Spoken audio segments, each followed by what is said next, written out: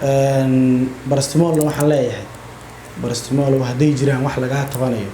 saaxiib macaane arintaasi gacmo geel jiro hoos baa loo dhaqaaye hoos inaa u dhaqdo isku day dad noocaas marka inay maanta ilaa iyo dee xad ay socdaan oo ay ilaa lafaha ya dagaal xun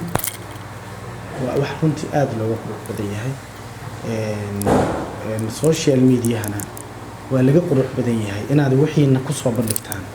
laakiin se kaalintii ugu fiicneyd ee saaxiibtinimo barastimol qaatay ninkaasi habeenka arooska uu dhacayay oo dhan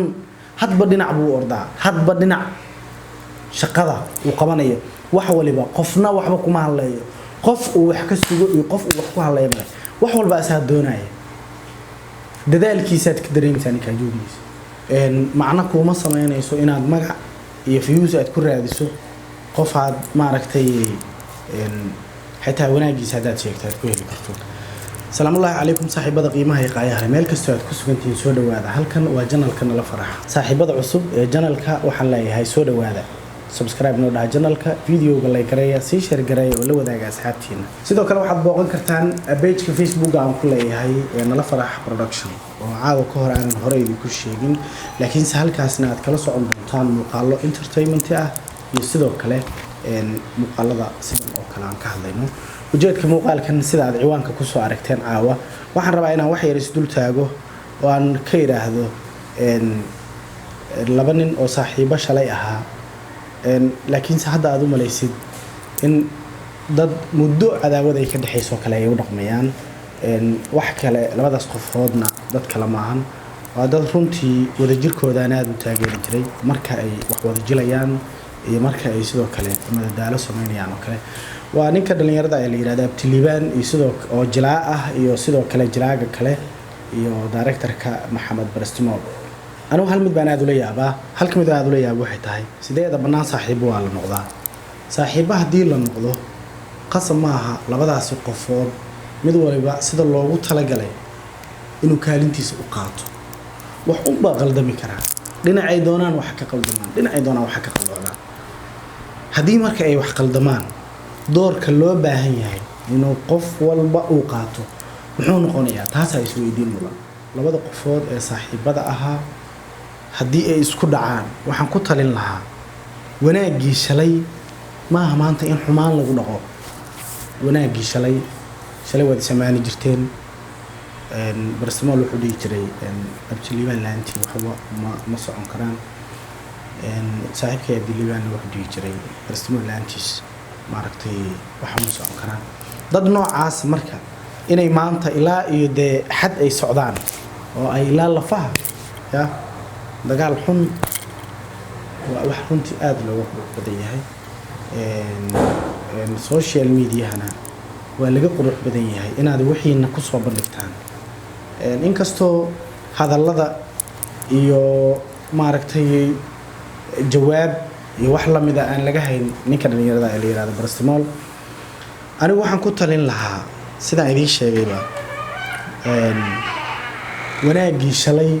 inaan la ilaawin ee uu muuqdo mar waliba wanaagii shalay inuu bartiisa yaalo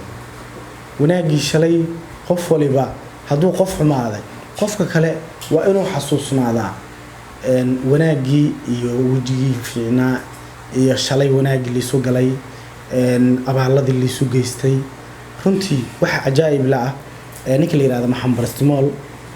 waxaan daawanayay arooskii Abtiliban ee Nairobi wuxuu ahaa shakhsiga juhdiga ugu badan dhalinyaro badan oo reer Amerika ah iyo dhalinyaro badan oo reer Nairobi ah iyo dhalinyaro badan oo xitaa Muqdisho ka tagay iyo oo aroos waxa ahaa runtii horta aan lagu kala maqnayn kii qarnigu ahaa laakiin se kaalintii ugu fiicneyd ee saaxiibtinimo barastimol qaatay ninkaasi habeenka arooska uu dhacayay oo dhan hadba dhinac buu ordaa hadba dhinac shaqada uu qabanayo wax waliba qofna waxba kuma hadlayo qof uu wax ka sugo iyo qof uu wax ku hadlayo wax walba asaa doonaya dadaalkiisaad ka dareemaysaa ninkaa joogiisa Abtiliban waxaan leeyahay fariinta aan u diray waxay tahay saaxiibkaya tahay shakhsi aan taageeraa tahay haddii qalad dhacay dhinacuu doonaha ka yimaado waxaan kugula talin lahaa inaad wanaagga raacdo waxaan kugula talin lahaa ceebta saaxiibkaa macna kuuma samaynayso anigu hadda wax ceeb lagu tilmaamaba ima muuqdaane hadday dhici lahayd xitaa adiga wax macno ah kuuma aysan samaysan sidaas la ajligeed waa inaad wanaagga ka raacdaa nin odayaan saaxiibanahay baa wuxuu dhihi jiray weligaa yaa allaha ka fogow adoo u jeeda inaad maaragtay wanaag geysato oo aad saaxiib abuurato weligaa yaa allaha ka fogow inaad cadaawad samaysato oo maaragtay dad aad is cadaawadaysataan iyo inay cuqdad timaado iyo haddii cid tanaasulaysa adiga noqo hadday cid maaragtay sabrayso adiga noqo cid haddii lagu qaldamayo adiga noqo sidaa la ajligeed waxaan idin leeyahay anigu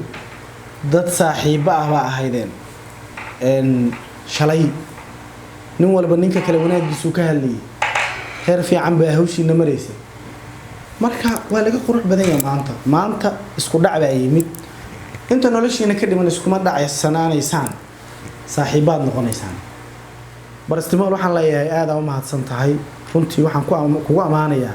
ilaa iyo hadda aan jawaab laga ahayn ilaa iyo hadda aadan aflagaa dageysan ilaa iyo hadda oo aanan arkin adiga oo maaragtay wax muuqaal ha ahaata xitaa qof sheegaya ma fahantay marka laga reebo cod aan dareemayo in la duubay oo laga record gareeyay dadka kale ee la wareegaya social media muuqaal anshaxuma ah baa barastimo laga hayaa ayagana waxaan leeyahay macna kuuma samaynayso inaad magac